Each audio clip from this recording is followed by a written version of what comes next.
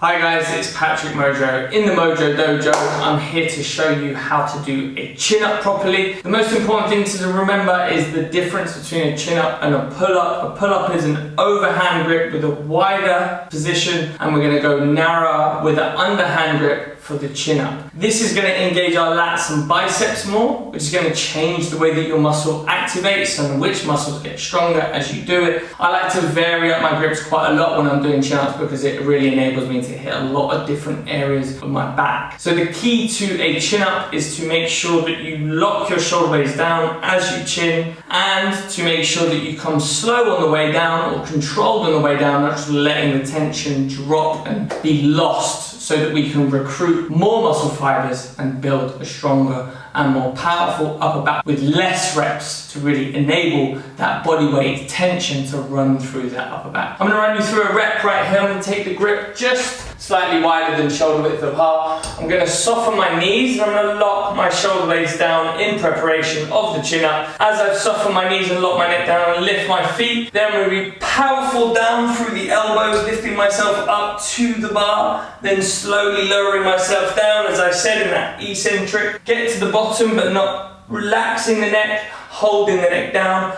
and then squeezing so that my lats come right down either side. If you do it with a nice slow tempo, you will really activate your upper back nicely and get into the shoulder blades. Hope that helps, guys. Take care. See you soon.